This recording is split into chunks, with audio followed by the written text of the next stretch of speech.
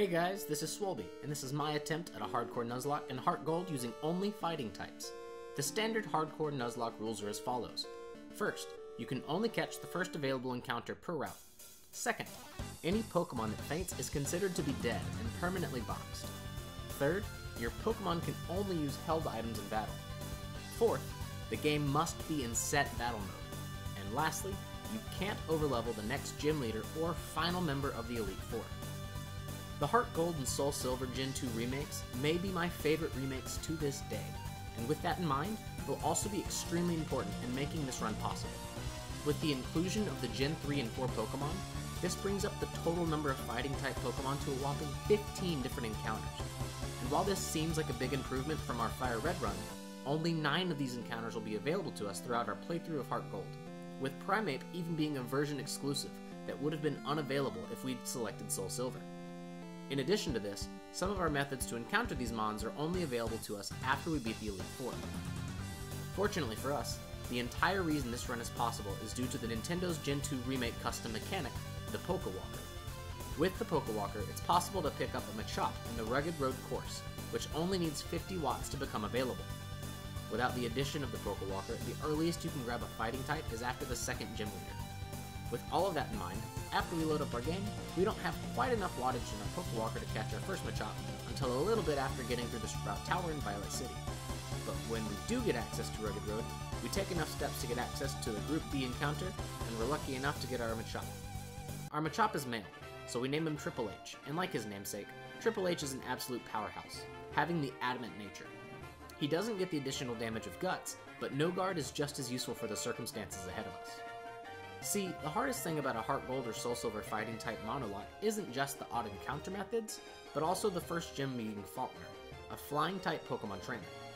This would be bad enough on its own, if Faulkner didn't also juice his Pokemon to achieve impossible feats. That's right, Faulkner has illegally evolved his Pidgeotto at level 13. Pidgey shouldn't be able to evolve until level 18, yet here Faulkner is 5 levels early as though he needed any added advantage. And as the first gym leader in the Johto League, he doesn't even have any Johto Pokemon. With that intimidating wall ahead of us, we take our glorious Triple H on an EV training extravaganza, beating up every Spinarak, Bellsprout, and Hoot Hoot until the edge of level 13 for added attack and health EVs. But once we've reached our limit, we head to face our first gym. We start the battle with our lone warrior, Triple H, as Faulkner starts off with his weaker Burb, his level 9 Pidgey. Triple H hits the Pidgey hard into the red with a single Karate Chop, as Pidgey hits back weakly with a Tackle, doing only 4 HP of damage. Triple H is then able to finish the Pokemon with a second chop, leveling up Triple H and leading into Faulkner's Apes, his illegal Pidgeotto. As I knew it would, Pidgeotto outspeeds Triple H and hits him hard with a Gust, doing 18 HP of damage, leaving our fighting type with 22 HP left, as Triple H is able to hit Pidgeotto for a third of his health. Knowing that I can survive one more non-critical hit Gust, I click Karate Chop, as Faulkner just has Pidgeotto go for a roost. After the bird gets back to full health, Triple H is able to hit the bird back down to over 2/3 of his health. With this amazing high roll, I'm confident that we have this in the bag, as long as Pidgeotto doesn't crit us on Gust. But once again, Faulkner has him go for roost, and as the roided up bird heals up to just under 2/3 of his full health, Triple H's third Karate Chop is able to put down the bird, sealing our victory against Faulkner and his flying types. With the first gym out of the way, Triple H and I are able to make it past Route 32 and all the way through Union Cave without any issues. But before we can continue our gym challenge, we have a bit of a workaround in order to get our second encounter of the run a little bit early. See, a normal person would take on Bugsy with their Pokemon and then grab their second fighting type using Headbutt, which you can learn in the Ilex Forest. I choose not to be normal. There are 5 Pokemon that can learn Headbutt through level up in HeartGold, and the first gym is taken care of, meaning that exactly one of these encounters is now available to us. Cut to Slowpoke Cave, where Kirk falls down the well and hurts himself, and he decides that a 10-year-old can handle these criminals. But first I take a brief detour. I enter the well, catch a Slowpoke, and then against wild Pokemon only, grind the pink blob up to level 25, where Headbutt learns Headbutt for himself. With this move, we're able to run all the way back to the lower half of Route 46 and find a tree to Headbutt, finding various Apom and Spearow, until we finally come across what our long search has been destined for, a Heracross. Our Heracross is female, and we name her Becky Lynch. Becky has an impish nature, increased defense and decreased special attack, but she also has guts. With this amazing addition to our team, we put Headbutt into the PC where he shall forever rest, and we once again head out to Grand EVs, before heading back to Route 30 with our newly acquired Old Rod and finding our third encounter, a Poliwag. We name our new friend Brock Lesnar, who has a brave nature, plus attack and minus speed. Not the best nature for a future special attacker, but that's okay as for now we can't even use Brock until we get a Water Stone to give him the fighting type. With our preparations made, we head back to the Slowpoke Cave to take care of Team Rocket. That being said, they're a bit of a joke now that we have Becky, whose attack stat is a ridiculous 125, making most, if not all of their Pokemon a walk in the park for our bug-fighting Pokemon. After beating Proton, the leader of the Ragtag group, he monologues about bringing back some organization that was destroyed 3 years ago, yada yada, runs off with his tail between his legs. With a minor annoyance taken care of, it's time to head to the second gym to battle Bugsy, the leader of the Azalea Town Gym. We rush through his spider maze easily to face him head-on. He claims he's never been beaten when it comes to bug-type Pokemon, but I honestly find that hard to believe. Becky Lynch is about to go to town. I start the battle off with Triple H, as Bugsy leads in with his Scyther. On the first turn, Scyther outspeeds and goes for a leer, as I have Triple H go for the guaranteed hit with Rock Tomb thanks to No Guard. The quad effective move just barely doesn't get the one-hit KO, leaving the bladed bug with a sliver of health in the red. Scyther heals a bit with a Citrus Berry, now having his health in the yellow. Bugsy then has Scyther go for a quick attack, which, thanks to Leer, does exactly half of Triple H's HP. Oh man, I was dead to a crit there and I didn't even know it. Thankfully, Triple H is able to finish off the first Pokemon with another Rock Tomb. And from here, it's all a walk in the park. Bugsy sends out his Metapod next, and I send in Becky Lynch on the first turn, as Metapod just goes for a weak tackle, doing 3 damage. Becky then takes out Bugsy's Metapod and Cocoon it with an Aerial Ace apiece. With the second gym taken care of, I go to leave Azalea Town, but I get ambushed by Nancy. She laughs at the thought of me taking on Team Rocket and demands to see how strong I've gotten, which I'm more than happy to comply with. I start the battle off with Triple H, as she sends in her new Ghastly. Ghastly outspeeds and lands a curse on Triple H, which only solidifies his death at the hands of Rock Tomb. Triple H takes curse damage before Nancy sends out her second Pokemon, her Quilava. Worried about Becky taking a Flame Wheel on the switch, I opt to risk Triple H and stay in. Fortunately, Quilava only goes for Leer, and Triple H is able to hit Quilava for over half of his HP with Rock Tomb. Triple H once again takes curse damage, now sitting at half HP. I know another Rock Tomb will KO, but I don't know if we outspeed after the drop thanks to the first Rock Tomb. But I once again decide to risk it. Unfortunately, I don't outspeed, but Quilava just goes for another Leer. I don't know if the AI didn't see the knockout with the curse damage happening after, but I'll take it, as another Rock Tomb finishes off the Fire type, and Triple H takes his third rounds of curse damage, activating his Citrus Berry and putting him back above half health. Last out is Nancy's Zubat, and even with 2 defense drops, I'm confident Triple H can take him out. Fortunately, Triple H outspeeds and one-hit KOs the Blind Bat, leaving us safely on the other side of this rival battle. We help a kid find his too far-fetched, get the Cut HM, and then head deeper into the Ilex Forest. As we run through the area, we find a man slamming his head into some trees, practicing a move that would have been immensely helpful just a few short hours of grinding Slowpoke levels ago. And after that, we find what appears to be a kimono girl lost in the forest. Becky is kind enough to show her the way, and not long after, we make it out of the forest into our next destination, Goldenrod City. It's here in Goldenrod that we have our next challenge, the third gym and its leader, Whitney. Whitney is notorious for being a run-ender in Pokemon Nuzlocke, but fortunately we have an edge against her normal types. But before that, I decide to waste what must have been about 6 hours of my life, getting enough stupid Voltorb flip coins to make the rest of this run much less anxiety-inducing. It's after this splurge that we get Becky Lynch's Swords Dance, which I'm expecting will make this run much easier. With our new TM in hand, we make quick work of Whitney's gym trainers, and we approach her to face off in the battle for my third gym badge. We start off with Becky, as Whitney sends in her Clefairy. On the first turn, I have Becky use Swords Dance, as Clefairy goes for a soft double slap, which hits 3 times. With the setup complete, Whitney's Clefairy and Miltank go down to a newly learned Brick Bake apiece. Becky is a unstoppable beast. After her defeat, Whitney takes a moment to let out some stress, which is extremely relatable, before giving us our badge and sending us on our way. We make a stop by the flower shop to pick up a squirt bottle, and head up to Route 36, where we're able to give a funky tree a shower. At which point, we find out that the tree was actually a League of Legends player, and you know how they react to showers. The Sudowoodo goes down to 3 karate chops from Triple H, only doing a karate chop of his own after a use of Mimic on the first turn. With this odd barricade out of the way, we're able to continue with our gym challenge. After we make our way to Ecruteak City, We find out that Morty, the leader of the 4th gym, is over at the Burn Tower, so we head on over to get him back into his gym when we're once again met by Nancy. Nancy accuses us of being posers trying to look strong, and to stick to rocket grunts, before once again challenging us to a battle. Nancy starts off with her Ghastly, as I send in Becky. Thankfully, I had run over to Route 42 before the battle and grabbed the Shadow Claw team, which allows Becky to make short work of the ghost, knocking it out cleanly in one hit. Next out for Nancy is her Zubat, which just barely survives an aerial ace in the red on the first hit, returning with a wing attack for 4 times super effective damage on Becky. Becky takes exactly half of her HP in damage, which means that we were definitely a risk to a crit, but is able to finish the Zubat on the next turn with another aerial ace. Out third for Nancy's Quilava, so I switch from Becky to Triple H, as Nancy has Quilava use a smoke screen. Thanks to No Guard, this is no issue, and on the next turn, Quilava goes for another smoke screen as Triple H hits a Rock Tomb for over a third of the Long Boy's health. Quilava then hits a Soft Ember as Triple H hits another Rock Tomb, leaving Quilava in the red. Triple H is now able to outspeed with the 2 speed drops and finishes off the Flaming Porcupine. Out last for Nancy is her new Magnemite, so I have Triple H use Revenge. Just for Magnemite to use Supersonic, which results in Triple H hitting himself. On the next turn, I swap back into Becky Lynch, who's hit with a Thunder Wave on the swap. Worried about getting confused again with Paralysis, I swap back into Triple H, who gets hit with a Sonic Boom, leaving only 10 HP. I debate about whether or not I should risk Triple H, and ultimately decide to go for the Karate Chop. And Triple H gets a crit, ending the Magnemite with 1 hit.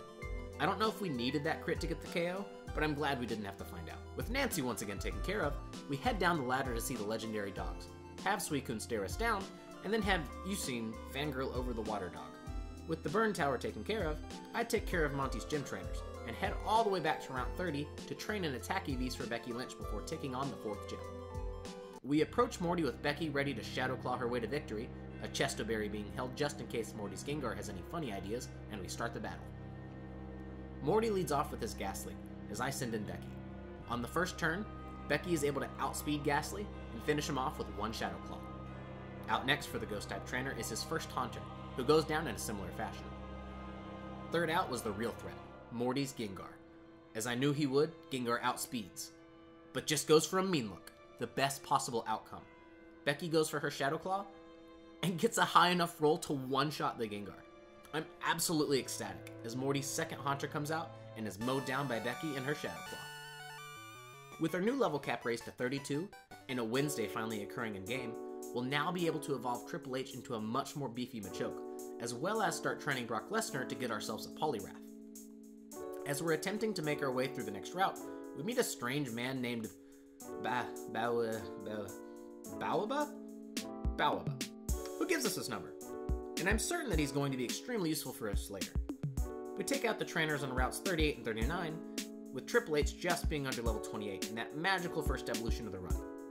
What a weird playthrough. 4 badges, and even though one of our Pokemon is technically fully evolved, we haven't actually evolved any Pokemon. As we arrive in Olivine City, we're jump scared by Nancy, who lets us know that the gym leader is currently taking care of a sick Pokemon in the lighthouse.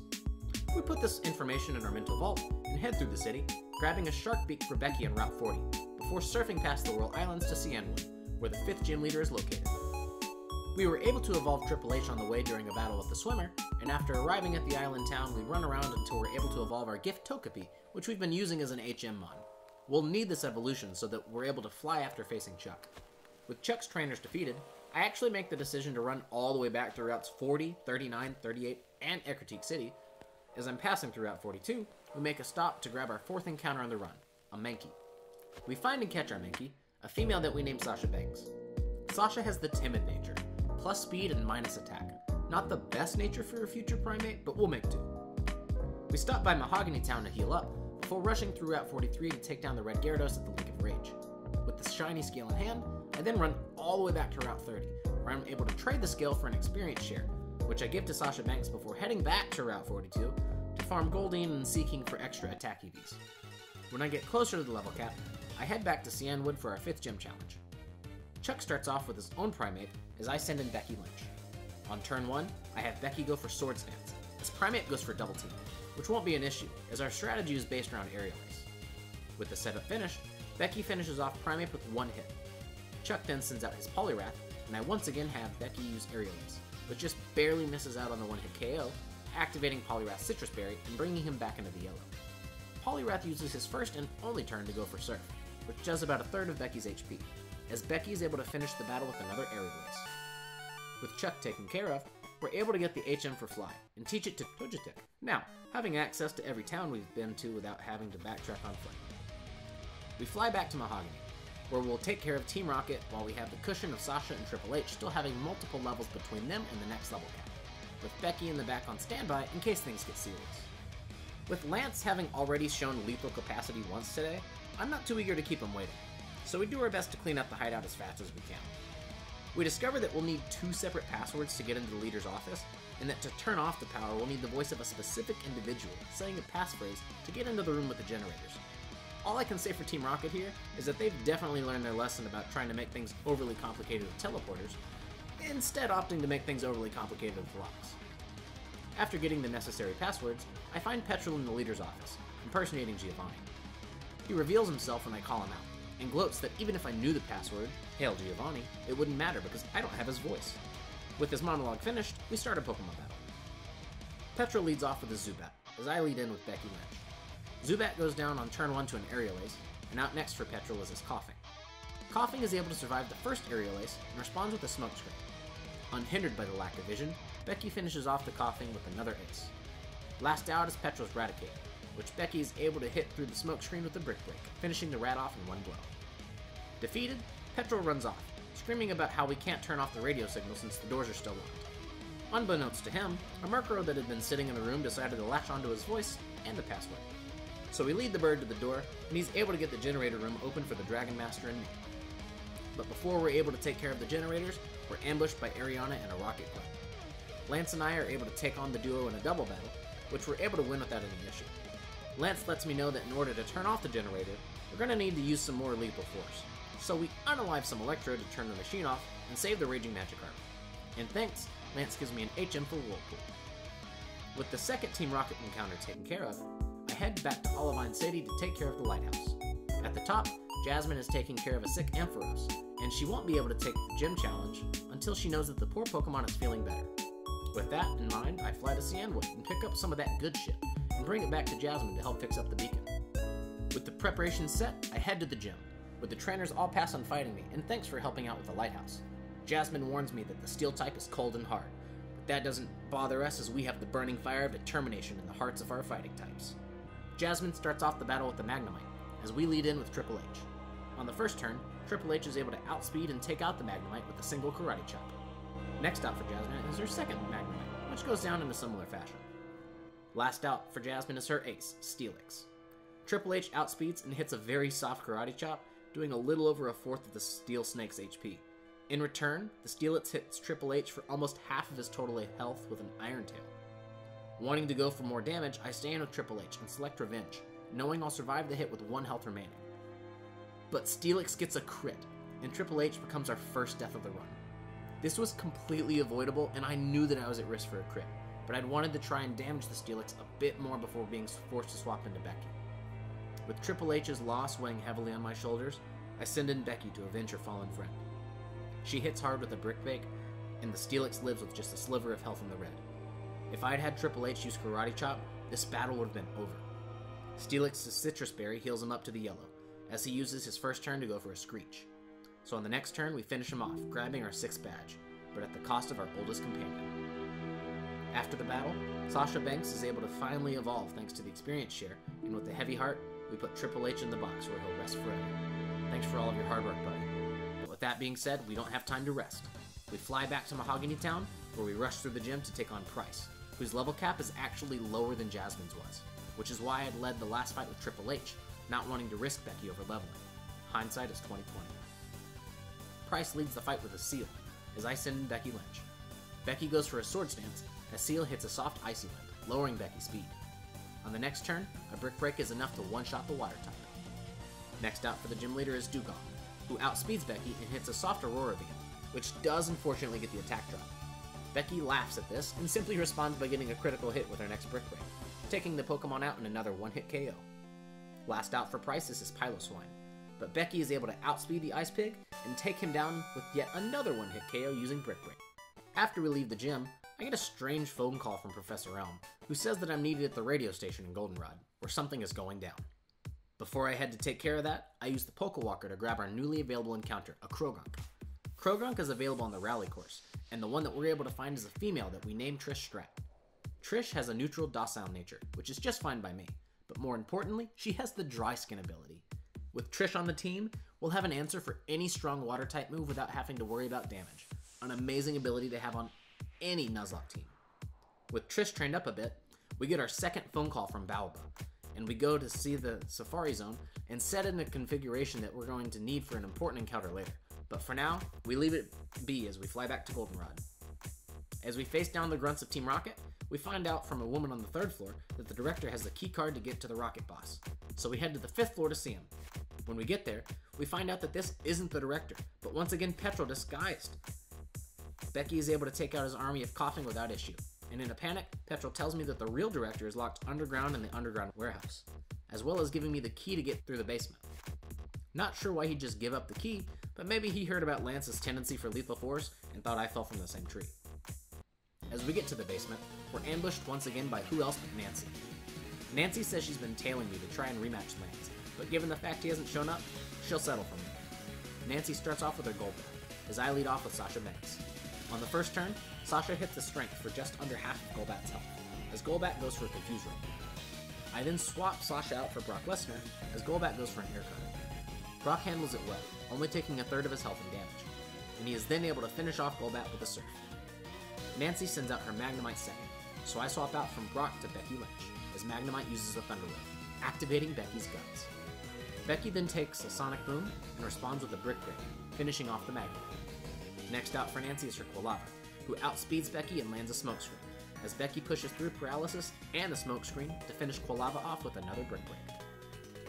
Nancy then sends out her Hunter, who similarly outspeeds Becky and puts a Curse on her, as Becky is once again able to push through Paralysis.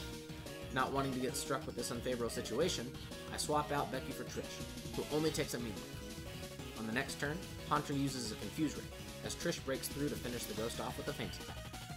Last out for Nancy is her newly caught Sneasel, who outspeeds to land a Feint Attack, as Trish hits herself in confusion. Not wanting to risk her newest team member, I take her out and send in Sasha on the following turn, tanking a soft Quick Attack. On the following turn, Sasha Banks is able to finish off Sneasel with one quad-effective Karate Chop. I'm able to find the director further inside the underground warehouse, and he gives me his card key to access the top of the radio tower. From here, I head up to Route 42 to train Trish Strat up to level 38 to learn Poison Jab, before she evolves into a powerful Toxicroak. With preparation set, I head back to the radio tower to finish off Team Rocket. Ahead of me is a triple gauntlet of Team Rocket executives. First up is Proton, who sends in his Gold Bat as I lead in with Sasha. Sasha hits a strength for over half of the Bat's health, as Golbat goes for Confuse Ray. I then have Sasha use U-turn and switch to Trish Strat, who takes a hard wing attack on the swap, holding on with just over half of her health left. Trish is then able to finish Golbat off with a Feint Attack, as Proton sends in his Weezing. On the next turn, Trish uses a weak Feint Attack, as Weezing uses a double hit that only lands twice. Weezing goes first, as I have Trish use Revenge, with Weezing using another double hit that lands twice once more, as Revenge leaves the poison Pokemon with a third of his health left. On the following turn, I swap out to Brock Lesnar, who tanks a Sludge, and then another on the following turn before finishing off the battle with the Surf. Next up on the following floor is the next Team Rocket admin, Ariana. She sends in her Arbok, as I lead in with Sasha Banks to eat the Intimidate, swapping into Trish Strat with the use of a U-turn, getting paralyzed as Arbok goes for a Glare. Trish is then outsped and takes a weak Crunch, as she remains paralyzed. Arbok then goes for another Crunch, as Trish is able to break through the paralysis and hit a Mud Bomb, putting the Arbok a little under a third of her health. Ariana then swaps Arbok out on the next turn, sending in her Murkrow, as Trish is able to hit a Feint Attack for a little over a third of the bird's health. Ariana has Murkrow use Pursuit, possibly hoping for a swap, as Trish tanks the hit easily and finishes off the Dark type with a Poison Jab. Arbok comes back in and intimidates Trish, so I use the turn to switch into Brock Lesnar, as he tanks a Crunch on the swap, with little damage to be done. Arbok outspeeds and uses another weak Crunch, allowing Brock to finish the Cobra off with a Mud Shot. Outlast for Ariana is her Vileplume, so I trade out Brock for Becky Lynch, who only takes a Sweet Scent on the swap.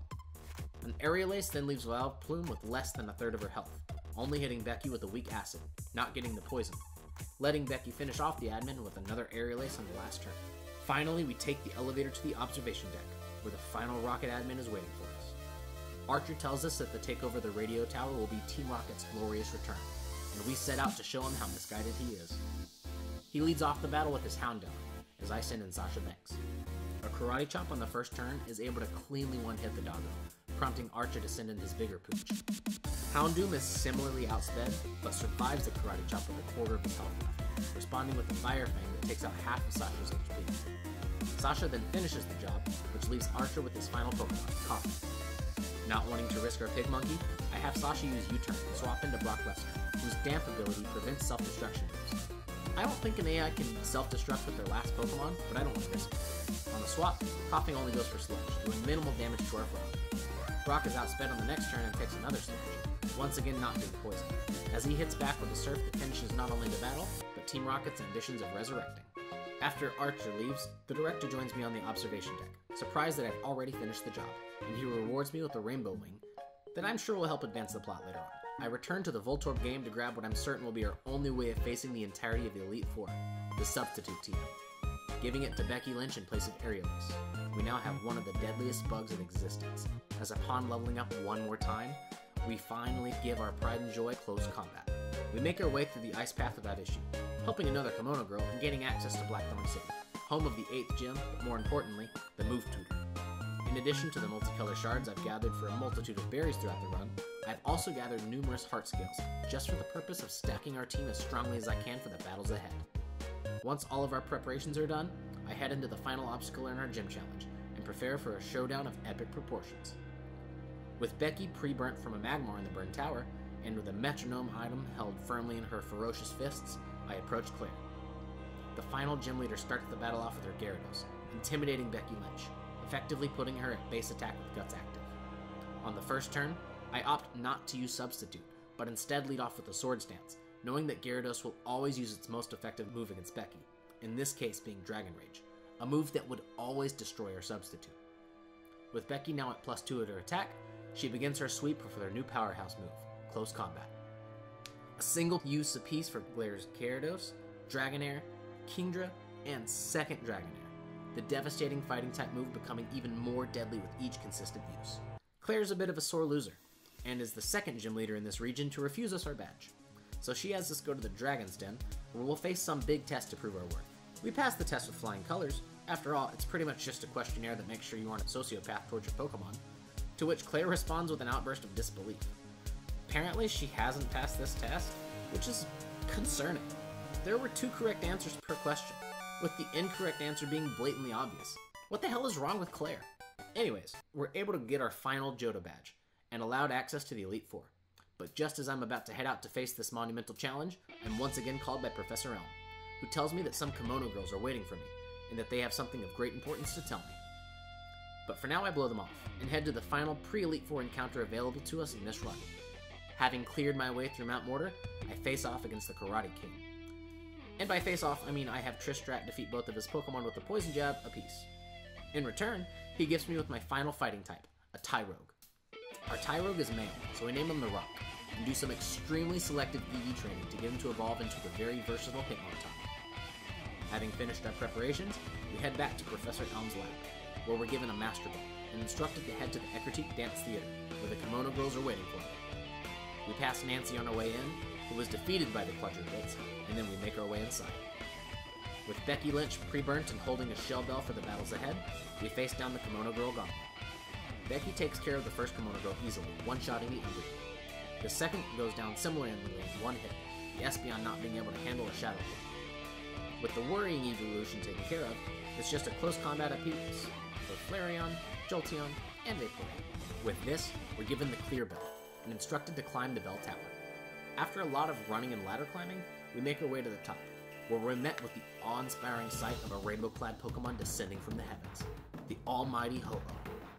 This colossal flying fire type is fearsome to behold, truly a force of nature with stats to back it up. And I know that in the fight ahead of me, there's only one way that my team of fighting types is going to be able to take this beast down. With that nail-biter out of the way, it's now time to traverse routes 29, 27, and 26, culminating with the challenge that is Victory Road. I stop along the way to grab the ever-important Earthquake TM, but before we're able to leave through the light at the end of the tunnel, we're faced one more time by Nancy. Nancy says that she's the reason there haven't been any trainers in Victory Road, and honestly, that's totally okay with me. No worrying about some random ace trainer with a ridiculous squad to take out one of our 5 Pokemon before facing him down in the Elite Four, but there is still Nancy. She starts the battle off with her Sneasel, as we lead with Becky Lynch, who's about to demonstrate our strat for the Elite Four. On turn 1, Becky brings in her substitute, as Sneasel uses a weak Icy Wind, not breaking the sub. On the following turn, Becky uses Sword Stance, as the second Icy Wind still fails to break the substitute. With the damage still being negated for us, I go ahead and have Becky go for a second Sword Stance, now at +4 attack, with the third Icy Wind still not destroying the substitute. With the setup more than complete, Becky finishes Sneasel with his close combat, the 4-time super effective move being boosted by Stab and the +4 attack. I can see why we don't see Nancy after this. She's probably out in Lavender Town mourning the loss of her Pokemon. Out next for Nancy is her Golbat, which is outsped and destroyed by a single Shadow Claw. And that's the fate that awaits her following Kadabra, Typhlosion, Haunter, and Magneton. With Nancy defeated, we do some last-minute grinding to get our team at the edge of the Elite Four level cap, and they're looking good. With Becky as our primary powerhouse, we have Brock for decent special damage, Trish with dry skin and good move coverage, Sasha for pivoting and additional coverage, and our newest member, the Rock, whose Intimidate ability is the entire reason I chose the Beyblade over the Boxer or Kicking Pokemon. With the final burn placed on Becky via another Burn Tower Magmar, we head into the Elite Four to see this run through. Our first fight is against Elite Four Will, and in all honesty, Will, Koga, and Lance will be the biggest challenges we face in this entire run, so having to face the Psychic-type trainer off the bat will either be elating or soul-crushing. He starts the battle off with his first Xatu, as we start off with Becky Lynch. I have Becky go for a substitute to start the sweep, which works to perfection as Xatu just goes for an ineffective Confuse Ray. Becky is only able to get one Sword Stance off before the substitute is destroyed by a Psychic, but that's all the burn damage was going to allow us anyways, as a Shadow Claw finishes off Will's first Pokemon. Will's second Xatu comes out next, but the sweep has already begun, with Shadow Claw finishing off Xatu, Jinx, Slowbro, and Executor with 1 apiece, Becky only surviving with 3 HP after all of her burns. I heal our Superstar up and head into the room of the second Elite Four member, Koga, whose Crobat is as dangerous to us as Will's whole team. But that's okay as we have our secret weapon, the Rock. Or more importantly, his Intimidate ability. Basically, Koga's going to lead with Ariados, and has a very high chance of using Spiderweb on the first turn. And I plan on abusing this by immediately switching to Sasha Banks, who will take the Spiderweb, as we are then able to switch out anyways using U-turn. This strat works to perfection, allowing me to get Ariados to -6 attack with switches between Sasha and the Rock, before sending in Becky Lynch to set up her sweep. On the turn I switch into Becky, Koga uses his first full restore, allowing a damageless swap. On the next turn, Becky sets up her substitute and gets off all 3 Sword Stances before losing her stand-in, at which point I use 1 more substitute, and Becky can then begin her reign of terror. A Shadow Claw apiece for Ariados, Crobat, who was able to destroy the substitute, Venomoth, and a close combat for Fortress, and another for Muck, each Pokemon going down in a single hit, only damage to Becky done from her own substitutes. Next up is Bruno, but honestly, this battle isn't much to talk about. Becky sets up her substitute, gets her 3 Sword Stances, and doesn't even lose the sub before finishing off Bruno's Hitmontop, who's too lame to even have Intimidate like the Rock. From here, it's a close combat for each Pokemon. Hitmontop, Hitmonlee, Hitmonchan, Onix, and Machamp, going down to a single hit each. Next up is Elite Four Karen, and unlike Bruno, she's no pushover. She starts off with Umbreon, as we lead in with Becky to use the Strat of Doom. But unfortunately for us, as we start off with the substitute, Umbreon begins to set up her double teams. By the time we have +6 attack, Umbreon has a +3 to evasion. So, doing the best we can, we click on Close Combat, hoping for the best. And Karen is left to complain to the Pokemon Manager as her evasion stats amount to nothing, and Becky obliterates the Dark-type evolution. From here, it's an Oprah-style handout of close combats, except for Gengar, who gets a Shadow Claw. I suppose I should say that Karen wasn't supposed to be a pushover like Bruno, but Dark types are weak to our Fighty Boys after all. With the Elite Four taken care of, we now approach the final challenge, the Dragon Master himself. He who commits Unalive with Hyper Beam, Champion Lance. Unfortunately for Lance, I have the Rock, as well as a Dry Skin Trish strat, so we're able to replicate the Koga strategy from earlier taking even less damage on switch-ins thanks to Trish being immune to Waterfall. Unlike Koga, Lance has a higher level of AI, so if his attack is reduced to a certain extent, he'll just swap out from Gyarados, ruining our setup. So with Gyarados only at -3 attack, we switch into Becky Lynch, who uses 3 Sword Stances before going for Substitute, an extremely important order of events to ensure that we will have our stand-in on the field after we take out the Gyarados. We finish off the Raging Fish with a Shadow Claw, before managing to who goes down to a close combat. Out next is Lance's most dangerous obstacle, and the reason we needed the substitute on the field, Aerodactyl. Aerodactyl is able to outspeed Becky and take out the substitute, but would have finished off our big bag bud with a single wing attack, even at full health if we didn't have our stand-in. With our substitute destroyed, Becky takes out the ancient Pokemon with a close combat, before outspeeding and one-shotting all 3 of Lance's Dragonites with a close combat for each, meaning that we are now the champions of the Johto League, without losing a single Pokemon. Well, you know, except for Triple H, but that wasn't to the Elite Four. Anyways, even with the champion defeated, we aren't able to rest easy yet, as we still have another challenger waiting for us. Fortunately, we have a few new ways of finding new friends available, as well as access to the Battle Frontier for a plethora of moves and items that will take our battle prowess to the next level. Our first new post-game encounter is available in the Slowpoke Cave, while listening to the Hoenn Sound radio station on a Wednesday. We run around for a bit before finding our target, a Makuhita. Our new Pokemon is a girl that we named Lita, and Lita has a careful nature, plus special defense, minus special attack, as well as having guts. An amazing nature for the bulky Hariyama. We do some plot progression to get access to Kanto, as well as go and set up some objects in the Safari Zone, which are going to need quite a lot of real-world time in order to gain access for our Safari Zone encounter, before taking a break for the day to let it become Thursday, so that we now have access to the Sinnoh Sound radio station. With this station playing, we head to the Sprout Tower, where we'll now be able to find our next new friend, a Meditite. Our Meditite is a male that we named John Cena, because the other trainers won't even see him coming. John Cena has the relaxed nature, plus defense and minus speed, but more importantly, he has the Pure Power ability. With all of our currently available new encounters accounted for, we head back to Kanto to take the gym leaders on in a very specific order. I chose to keep using the individual gym leaders as the next level cap, as opposed to Blue being the general level cap for the whole region, as I wanted each leader to possibly present a challenge. So with that in mind, we start our Kanto Gym Challenge with the Fuchsia City Gym Leader Janine, who has the lowest level Pokemon of the 8. Janine opens with her Crobat, as we send in John Cena, who is our only Pokemon available in this battle due to Janine's low level cap of 50. But John is more than ready for his first sweep. Needing absolutely no setup due to Pure Power, and one-shotting each and every one of Janine's Pokemon with Zen Headbutt. With one down, we head to Vermilion City, where we aim to take down Lieutenant Surge. With Trish Strat in the lead, she's able to take out each of Surge's Pokemon with one hit. Even both Electrodes, who each use a double team apiece.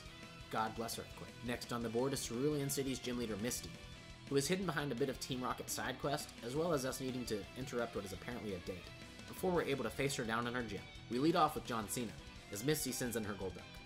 Golduck goes down to a single Thunder Punch, whereas Misty's second Pokemon, Starmie, is able to outspeed, hit an Ice Beam, and survive an initial Thunder Punch in the red.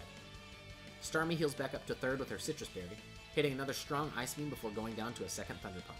Misty sends in her Lapras, as I swap out into Bucky Lynch, taking damage from her Body Slam upon entering. I set a substitute on the next turn as Misty has Lapras go for Sing. I then set up a Sword Stance as Lapras breaks the stand-in with an Ice Beam, but it's too late. Lapras and the following Quagsire go down to a close combat apiece. 3 gyms down, and now we head over to Lavender Town to grab the Pokeflute radio app so that we can wake up Snorlax and reach our next destination, Pewter City and its gym leader Brock. As per usual, we lead off with Becky, who's able to set up a substitute, get off a single Sword Stance, and then mow down Brock's team of rock types, with close combats for the whole squad. That's Kanto badge number 4. Our 5th badge is located in Saffron City, and may be the most challenging, as it's home to the Psychic-type gym leader Sabrina. We have a strategy in place, but I don't know if we'll be able to make it through without losing any team members. Sabrina starts off with her beastly Espeon, as we start off with the Rock. Just as I planned, Sabrina has Espeon use Psychic, taking the Rock down to his Focus Band. In return, the Rock uses Endeavor, bringing Espeon down to 1 HP. Sabrina then uses a full restore as I once again use Endeavor, and then have the Rock use Quick Attack the following turn to finish off the Fearsome Evolution. But on the next turn, Sabrina sends in her Mr. Mime, and I know I'm going to have to make a sacrifice. So with the heavy heart, I swap the Rock out for Sasha Banks, who takes a psychic and gives her life to protect her friends. With her last act giving us a free switch, I send out Becky Lynch, who is able to finish off the mine with a single bug bite. Outlast for Sabrina is her Alakazam, who immediately outspeeds and hits Becky hard with the psychic, as Becky survives on just 18 HP. Becky then regains some health with her Citrus Berry, and finishes off Sabrina's Alakazam with a stab bug bite, getting even more health back that's not really needed from Alakazam's Citrus Berry. While not quite a close battle, it was still hard to lose our primary pivot Pokemon. After setting Sasha in her box to rest alongside Triple H, we head to Celadon City to face our next gym leader, Erica, and her grass types. We start off the battle with John Cena, as Erica leads with her Jumpluff. Erica starts off the battle by having Jumpluff use U-turn, rip Sasha, and swap into her Ace Victory Bell, who takes an Ice Punch from John Cena down to a sliver of health. Erica then uses a Full Restore, and John Cena gets a higher roll from his next Ice Punch to finish off the Victory Bell. Next out for Erica is her Blossom, who lives through an Ice Punch to land a critical hit Giga Drain, almost one-shotting John Cena. Cena is then able to finish off the flower with another Ice Punch, leaving Erica to send in Jumpluff. Knowing that she's faster, I switch out from John Cena into Trish Stratus, not wanting to lose our newest Pokemon, and leaving Trish to tank a Giga Drain extremely well. From here, Trish is able to one-shot the Jumpluff with the Poison Jab, doing the same to Erica's final Pokemon, Tangela. We then head down to Cinnabar Island to find it in ruins, so we've got to go searching. Until we find the Seafoam Islands, where Blaine is hosting his makeshift gym for the time being. But of course, this is Blaine, so we send in Brock Lesnar, who's able to recreate the sweep of Nuzlocke's past, channeling these hands and surfing through the opposition without issue.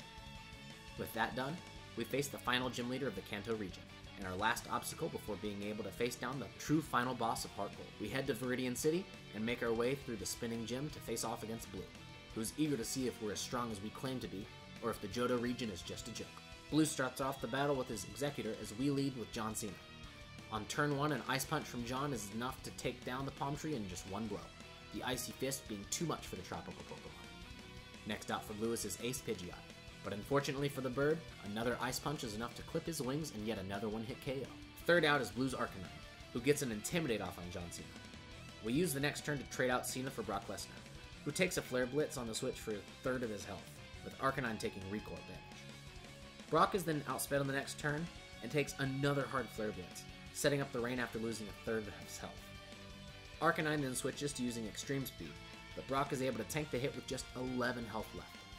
He's then able to finish the Fire Doggo off with a rain-boosted Surf, leaving Blue to send in his fourth Pokemon, Machamp. Not wanting to lose Brock, we swap back into John Cena, who takes a Stone Edge from the Machamp extremely well. John is then able to continue his one-hit KO streak, finishing Machamp with a single Zen Headbutt, as well as Blue's following right on with a high jump kick, and his final Pokemon, Gyarados, with a single Thunder Punch. Blue never saw him coming. With the Kanto leaders taken care of, we get access to Mount Silver from Professor Oak. But until we're ready to head out, we're left to do some Battle Frontier grindings. We wait for time to pass until we get access to our Safari Zone encounter. I do theoretically have access to another 2 Pokemon in the form of Shroomish and Ralts, with Shroomish being a Headbutt encounter in Viridian Forest, and Ralts being a Swarm encounter. The problem with those two is that the Headbutt trees are randomized, and Viridian Forest has far too many for me to want to bother with, as well as Pokemon Swarms being completely randomized, so I'm just fine being able to wait out for my Safari Zone timer. Besides, Breloom and Gallade will be beasts in their own respective Nuzlockes in the future. With the astonishing 45-day timer having passed, we're able to get our last encounter of the run, a Riolu. Our Riolu is a male that we named Stone Cold, and he has the Modest Nature, plus special attack and minus physical attack, so we know how we're going to allot our EVs. With Stone Cold then evolved into the powerful Lucario, and all of our Pokemon prepared for the dangerous battle ahead, we stop to take a group photo. Oh yeah, that's a good-looking team of Punchy Boys. We make it to the top of Mount Silver, and approach the final challenge of the run, Red, the most powerful trainer in the world. With my team shuddering from both anticipation and the cold, we start the battle. Red leads off with his signature Pokemon Pikachu, as we lead off with Trish Stratus.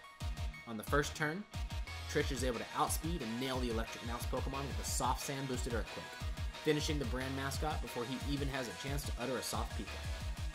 Trish takes slight hail damage and faces down Red's next Pokemon, the fearsome Charizard. Having expected this, I'm able to stay in and once again finish off another of Red's Pokemon with a single hit, with Trish being able to connect with a Rock Slide. Out third for Red is his Lapras, and although Trish is able to hit the Sea Taxi hard with another Rock Slide, he only does half of the Pokemon's health and doesn't get a flinch. So, taking his first turn of the battle, Red has Lapras use Psychic, which is able to cleanly finish Trish off, the quad super effective damage being too much for a Poison Frog.